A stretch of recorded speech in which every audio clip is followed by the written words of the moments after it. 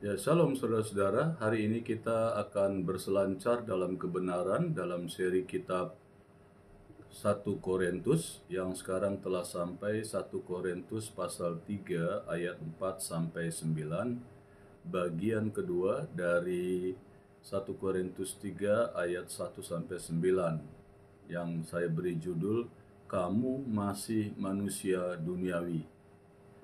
Saya bacakan ayat firman-Nya, ayat yang keempat, demikian firman Tuhan. Karena jika yang seorang berkata, aku dari golongan Paulus, dan yang lain berkata, aku dari golongan Apolos, bukankah hal itu menunjukkan bahwa kamu manusia duniawi yang bukan rohani? Jadi, apakah Apolos, apakah Paulus, pelayan-pelayan Tuhan yang olehnya kamu menjadi percaya, masing-masing menurut jalan yang diberikan Tuhan kepadanya. Aku menanam, Apolos menyiram, tetapi Allah yang memberi pertumbuhan. Karena itu yang penting bukanlah yang menanam atau yang menyiram, melainkan Allah yang memberi pertumbuhan. Baik yang menanam maupun yang menyiram adalah sama, dan masing-masing akan menerima upahnya sesuai dengan pekerjaannya sendiri. Karena kami adalah kawan sekerja Allah, kamu adalah ladang Allah, bangunan Allah. Saudara, kalau kita perhatikan dari kebenaran firman Tuhan ini dan di 1 Korintus 3 ayat 1 sampai dengan 3 yang sebelumnya dijelaskan bagaimana Allah itu Paulus mengajarkan kepada orang-orang di Korintus bagaimana hidup di dalam kebenaran. Nah, di dalam ayat 4 ini dikatakan, karena jika yang seorang berkata aku dari golongan Paulus dan yang lain berkata aku dari golongan Apolos, bukankah hal itu menunjukkan bahwa kamu manusia duniawi yang bukan rohani? Paulus menghadapi umat Kristen di jemaat Korintus dengan kenyataan yang ada. Tidak ada gunanya mencari hikmat dan pengetahuan, kecuali itu didasarkan pada wahyu Allah. Selama golongan-golongan masih terbentuk seperti aku dari golongan Paulus dan aku dari golongan Apolos, maka gereja Korintus menurut Paulus masih bayi secara rohani. Karena sudut pandang mereka tentang pengenalan akan Kristus yang tadinya adalah mereka daging yang hidup penuh dengan dosa dan diperkenalkan oleh Kristus. Kalau Paulus katakan, aku menyandingkan engkau dengan Kristus, dan saudara diperkenalkan kepada Kristus, saudara bertobat, terus saudara melepaskan segala kehidupan dosamu yang lama, dan kau menjadi hidup yang baru, berjalan bersama dengan Tuhan. Tetapi kenapa dalam perjalanan kekristenanmu, Paulus menegur orang-orang atau jemaat di Korintus, kamu berbalik. Sekarang kamu berbalik kembali kepada pola dunia, pemikiran dunia, yang harusnya kamu menjadi pemikiran seperti Kristus. Tetapi saudara menjadi pemikiran kembali ke dunia dengan egomu, dengan kedaginganmu. Nah saudara, Paulus menjelaskan ini. Selama golongan-golongan yang saudara bangun ini, yaitu dari golongan Paulus, dari golongan Apolos, maka kamu, kata Paulus, masih bayi secara rohani. Artinya kamu tidak bertumbuh dalam pengenalan akan Kristus. Sementara ada yang berkata, saya dari Paulus, saudara. Ini menunjukkan tentang apa yang mereka pertengkarkan atau menjadi sebuah pertikaian dan akhirnya menjadi iri gitu ya. Dan dikatakan serta perpecahan itu. Dan dari mana asalnya? Dan ini saudara dikatakan berfungsi untuk memperkuat bukti dan mendukung tuduhan Paulus tentang kedagingan yang dilontarkan kepada jemaat di Korintus. Karena ketika satu kelompok membentuk partai ya atau golongan untuk Paulus dan mengangkatnya sebagai menteri mereka di atas yang lain dan berkata yang lain, saya dari Apolos mengutamakan dia karena kefasihannya di atas Paulus, karena Paulus adalah seorang pengajar dari Alexandria dan dikatakan dia fasih berbahasa tentang Taurat, dan dikatakan sepertinya mereka mulai membanding-bandingkan antara Apolos, Paulus, Petrus, dan sebagainya. Nah, dikatakan juga ada juga kelompok ketiga yang mendukung Kefas atau Petrus, yang mereka puji sebagai yang lebih tinggi daripada kedua yang lainnya.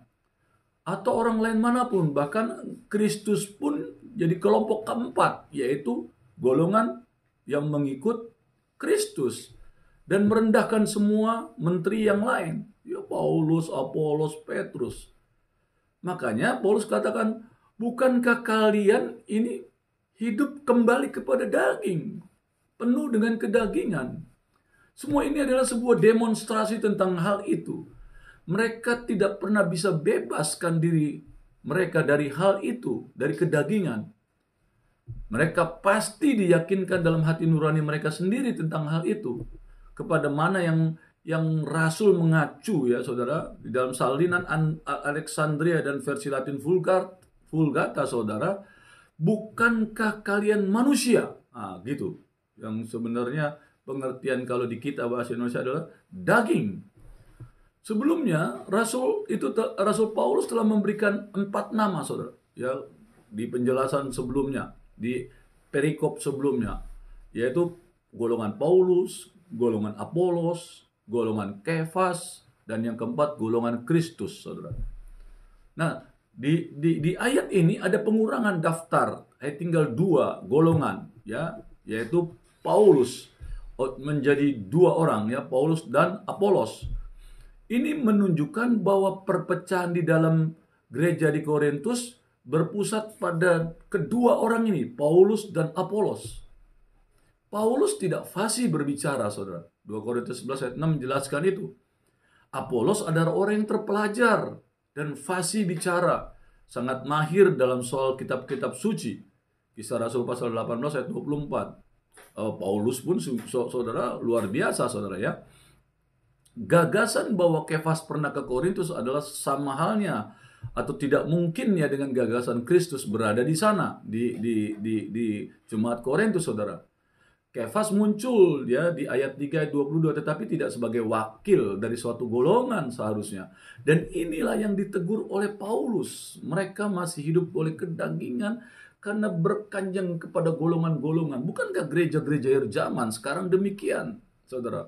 Dari hanya satu gereja di Yerusalem, terus berkembang jadi golongan yang menjadi Katolik, ya, di tahun sekian begitu baru menjadi golongan Katolik karena ada perpecahannya atau skisma yang terjadi antara Katolik sendiri. Terus tahun 1500-an, ya, ada golongan reformator dan akhirnya terpecah-pecah lagi, saudara, menjadi golongan Protestan, Anglikan, Metodis, dan sebagainya, saudara. Dan itu menjadi ribuan, ya, golongan-golongan. Di Indonesia juga demikian, saudara.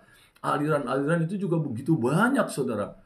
Dan akhirnya ada orang yang dianggap hebat, pemimpin yang hebat, dan orang hanya percaya kepada kepemimpinannya.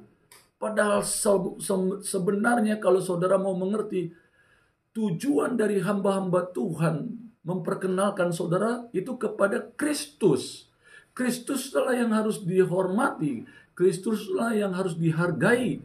Kristuslah pusat kehidupan kita, manusia yang percaya kepadanya. Nah, di dalam ayat 5 ini dikatakan, jadi apakah Apolos? Apakah Paulus? Pelayan-pelayan Tuhan yang olehnya kamu menjadi percaya. Mereka pelayan-pelayan Tuhan. Paulus mengatakan demikian. Apolos juga pelayan Tuhan, Paulus juga pelayan Tuhan. Dan dikatakan masing-masing mereka menurut jalan yang diberikan Tuhan kepadanya. Nah, Paulus yang menggunakan gender maskulin ini bertanya, siapakah Apolos dan siapakah Paulus? Dan akhirnya menjadi gender netral. Jadi apakah Apolos, apakah Paulus? Yang pasti adalah bahwa gereja Korintus terlalu banyak memberi penekanan pada mereka yang melakukan pemberitaan di kota itu. Manusianya yang diperhatikan. Si Apolosnya, si Paulusnya. Bahkan Yesus sendiri, Yesusnya. Padahal bukan begitu, saudara, ya.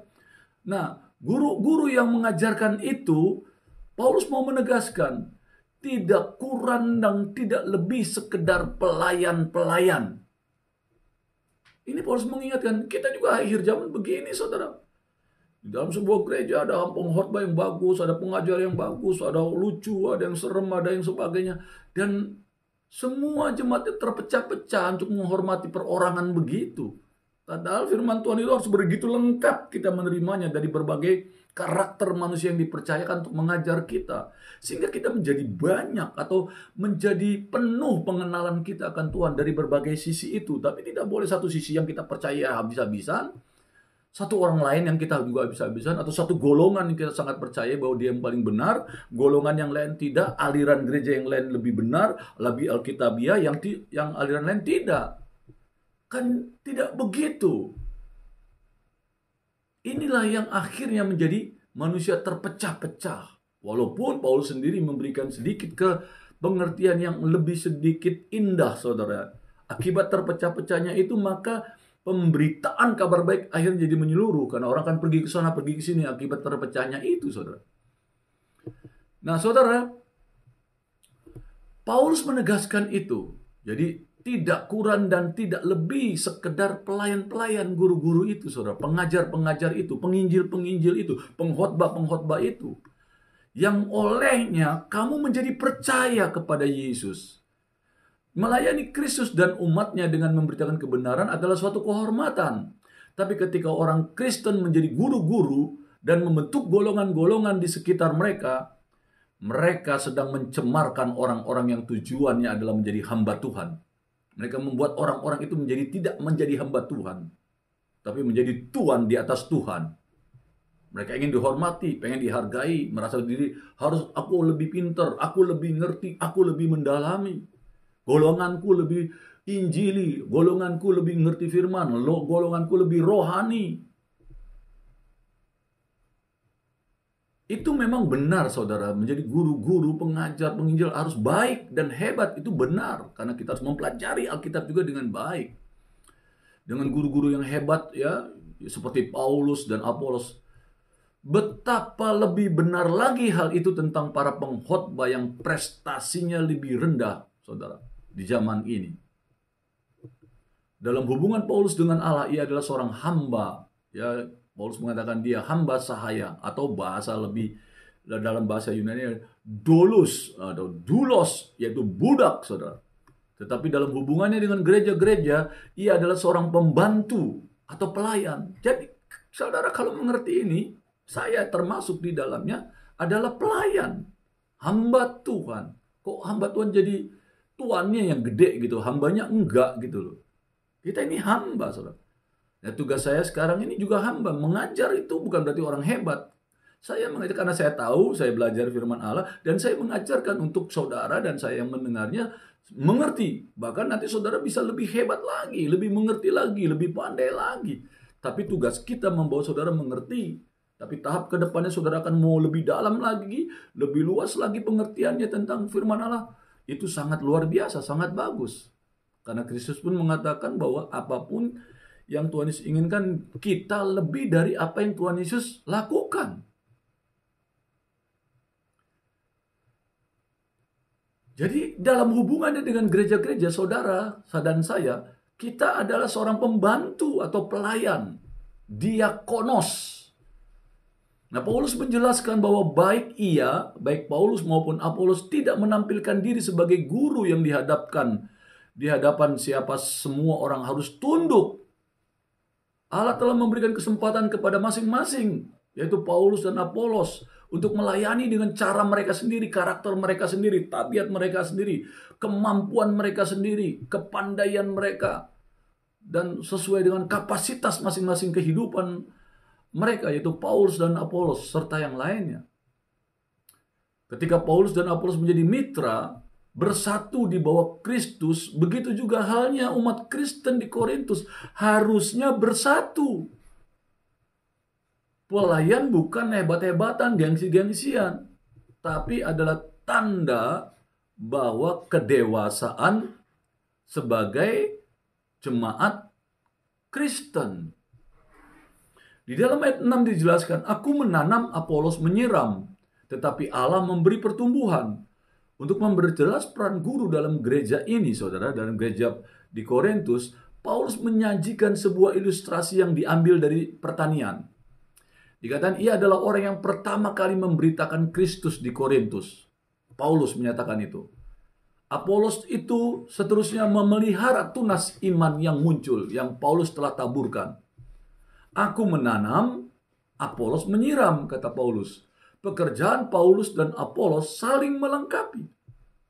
Paulus menghormati pekerjaan Apolos.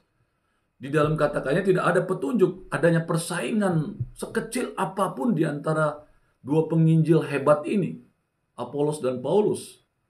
Jadi ketika jiwa-jiwa diselamatkan, Allah yang memberi pertumbuhan. Jadi saudara, suatu kebodohan bagi gereja di Korintus untuk membentuk golongan-golongan di sekitar hamba-hamba Allah yang mana saja. Kita juga demikian, saudara, gereja akhir zaman. Ada gembala, ada penginjil di dalam sebuah gereja, ya, ada diakon, ada diakonos. Silakan sama-sama meluaskan kerajaan Allah, saling menghormati sesuai dengan bidangnya, jawatan yang dipercayakan. Tidak lebih, karena semua hamba Allah. Berkatnya Tuhan, kata Paulus, kita yang kita dapat sama.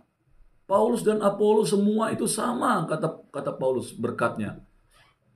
Jadi Paulus dan Apolos ingin sekali menarik diri ke belakang, menganggap semua standar manusia itu sebagai bukan apa-apa. Tujuannya apa? Supaya Kristus dimuliakan. Saudara bisa melihat bagaimana gerejamu ketika engkau sendiri meninggikan diri sebagai hamba Allah, atau yang pelayan-pelayan yang ada di gereja merasa lebih hebat, lebih tahu, lebih ngerti, lebih kaya, lebih dan sebagainya. Maka jangan harap kemuliaan Kristus nyata di sebuah gereja seperti itu.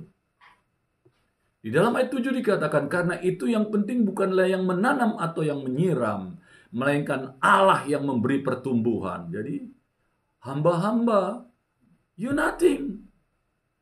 Kalau kamu bisa dipercayakan anugerah. Paulus dan Apolos bekerja di tempat itu, tetapi ladang itu sendiri adalah gereja di Korintus.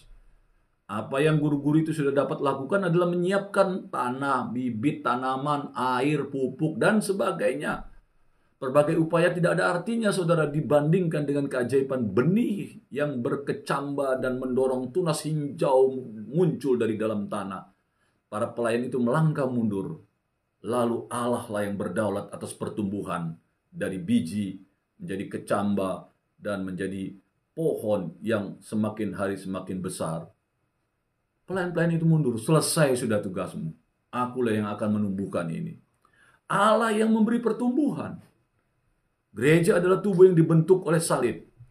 Karena pesan kasih karunia telah memimpin semua manusia kepada keselamatan. Di dalam ayat 8 dikatakan, baik yang menanam maupun yang menyiram adalah sama.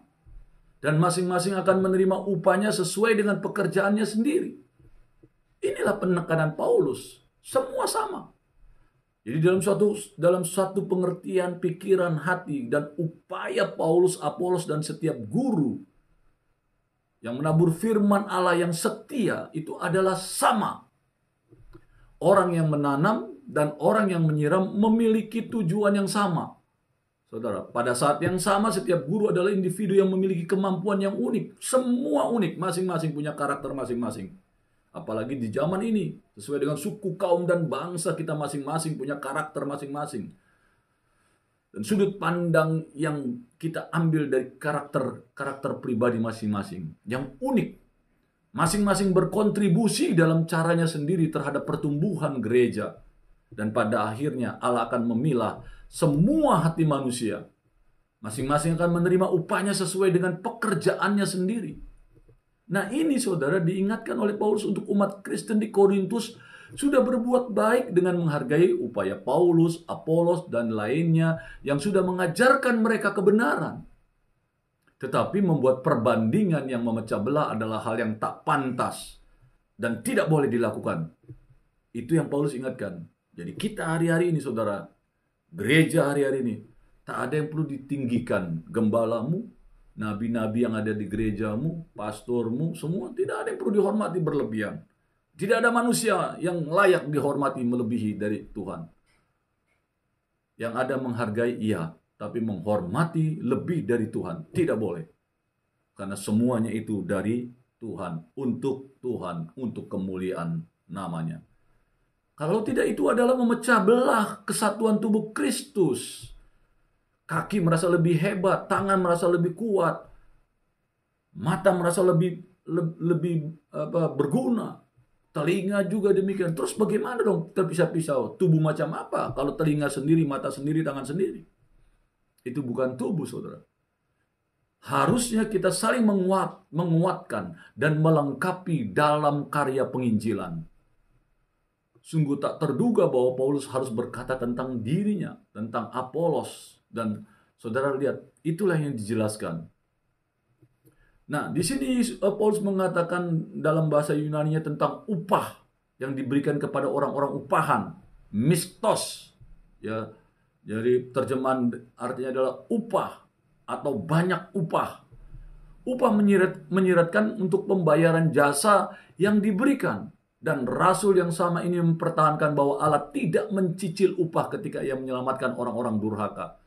Ia memandang dirinya sebagai seorang hamba yang tidak layak, yang tidak berdiam diri untuk memberitakan Injil. Paulus menyatakan itu. Iman orang percaya diperhitungkan kepada dia sebagai kebenaran. Roma 4 ayat 3. Meskipun saudara model kasih karunia Allah itu tanpa prestasi manusia, tanpa prestasi. Karunia, sesuatu yang kita tidak punya, tidak miliki, tidak mampu, diberikan ini karunia keselamatan. Karunia kesembuhan, karunia mujizat, semua karunia kasih. Semuanya dari Allah. Dan kita tidak punya. Kalau kita punya karunia-karunia, itu karena anugerah. Harusnya itu kemuliaan Tuhan, bukan kebanggaan diri. Kalau saudara masih merasa kalau kamu paling hebat di gerejamu atau di pelayananmu, bertobat.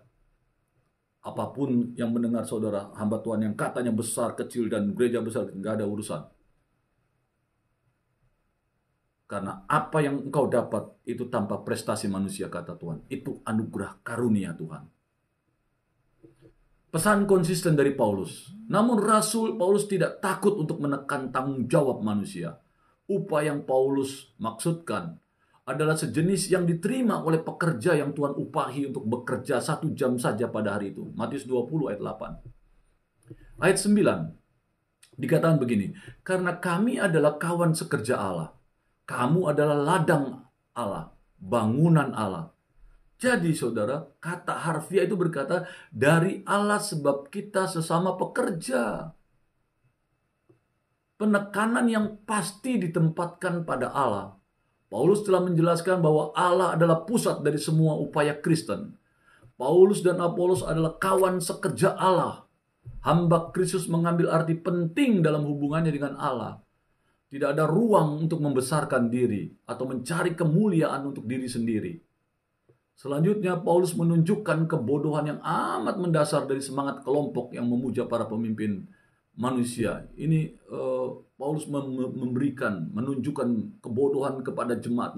Kamu bodoh, begitu loh. Bukan Paulus yang bodoh. Jemaat Korintus, kamu ini bodoh, saudara. Yang harus dimengerti, ya saudara, di dalam sebuah kebun atau ladang mungkin ada yang menanam. Yang tadi saya sudah jelaskan, menanam benih.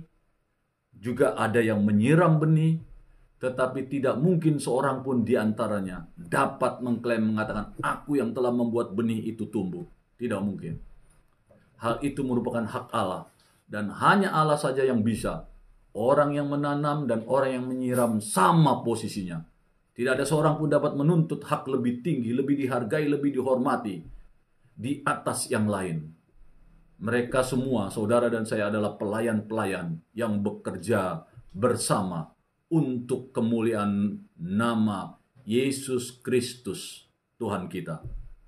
Berselancar dalam kebenaran. Amin. Ya.